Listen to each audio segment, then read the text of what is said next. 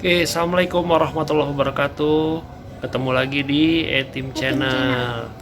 Oke guys, di video kali ini saya mau ngelanjutin dari video sebelumnya yang mengenai tema safety riding. Nah, hanya di video sebelumnya itu saya sudah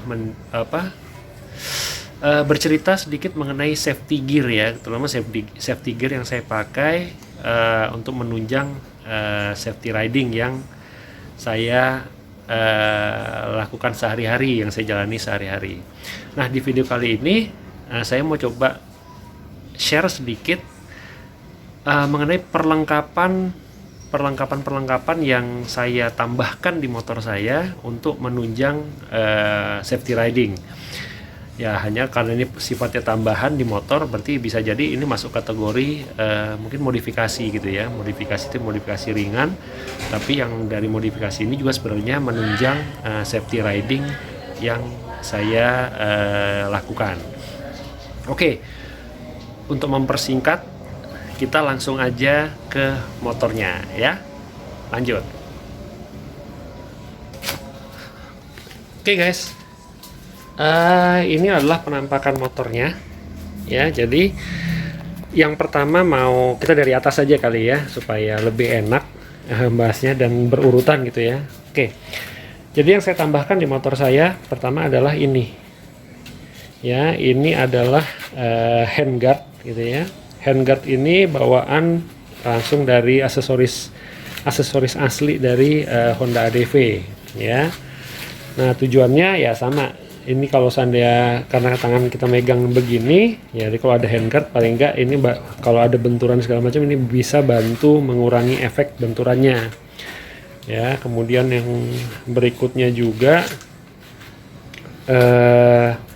ya ini tadi ya, mungkin kalau kita berkendara kadang istilahnya suka apa ya, filtering gitu ya, nyalip-nyalip antar mobil. Kadang kalau mungkin kalau truk segala macam, kalau ini nggak pakai ini, mungkin resiko tangan kita bisa langsung kebentur karena pas ngerem langsung ke tangan. Tapi kalau ada ini, paling nggak bisa nahan ini lewat ininya dulu gitu ya, handguard.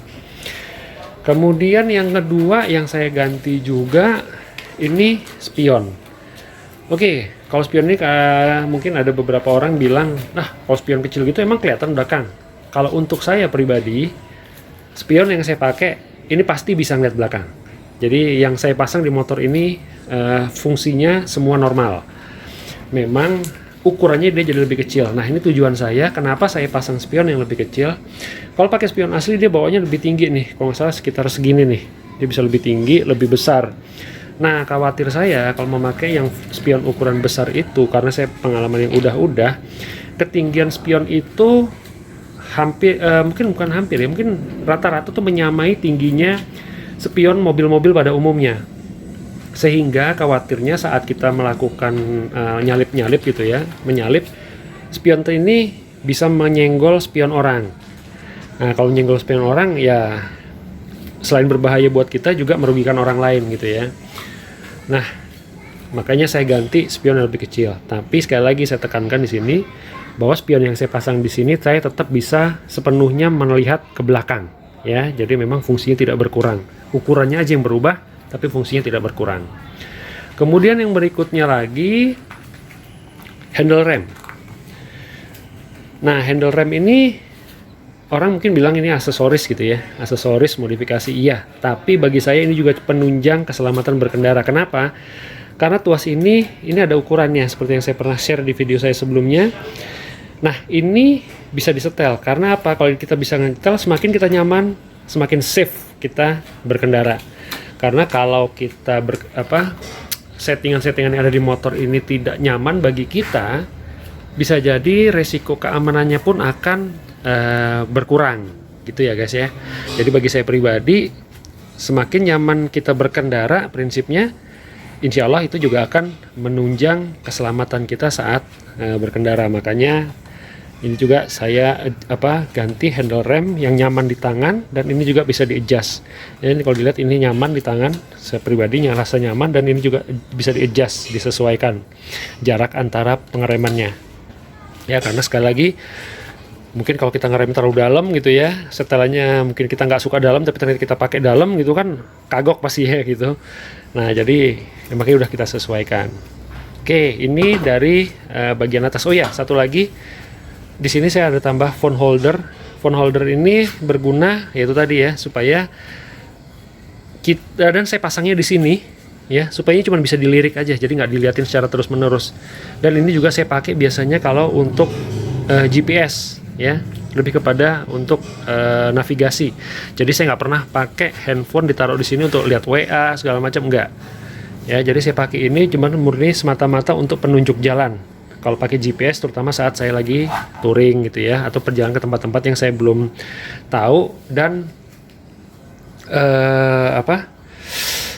dan butuh istilahnya penunjuk arah. Nah, itu baru saya pakai handphone, saya taruh di sini ya.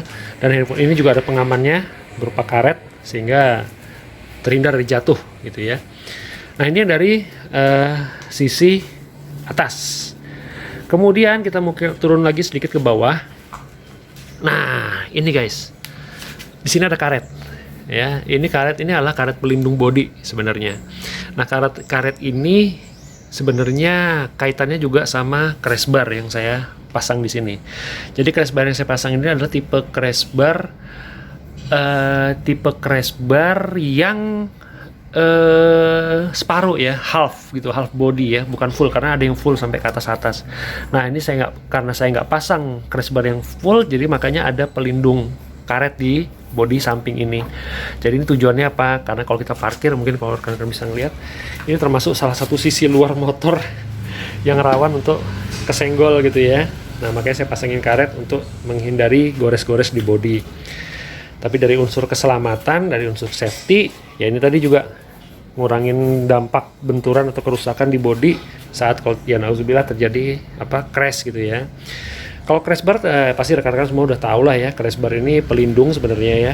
Crash bar ini pelindung bodi sisi bawah, terutama sisi samping, dan itu kalau lihat di sini ini ada yang sisi bawah ya, jadi menghindari benturan. Kalau ada misalkan mungkin posisi tidur yang agak tinggi gitu ya, itu mungkin bisa ngelindungin juga. Nah, karet-karet yang seperti ini tadi, ini juga cuma tidak terpasang hanya di sini, tapi juga agak lumayan merata ke belakang ya guys. Ya, jadi kalau dilihat di sini ada, sebenarnya di sini ada lagi saya lepas nih, kebetulan lemnya kemarin lepas, jadi saya lagi benerin. Ini yang di footstep, ini yang di sisi pegangan belakang, sama ini di atas lampu. Ya, nih sama. Nah, untuk bodi samping ini saya belum pasang, hanya karena saya lagi nyari kira-kira bentuk proteksi apa nih yang bisa dipasang di sini, yang istilahnya lumayan yang bagus gitu ya, yang tidak terlalu mencolok dan tidak terlalu norak juga gitu. Nah, kemudian ini juga ada karet pelindung. Ini sebenarnya lebih kepada ngelindungin bodi sih ya, kalau kita bawa barang segala macem. Jadi kalau ada ini, jadi nggak langsung menggores bodi. Nah, paling itu aja sih guys, yang istilahnya safety equipment atau perlengkapan safety yang ada di motor saya.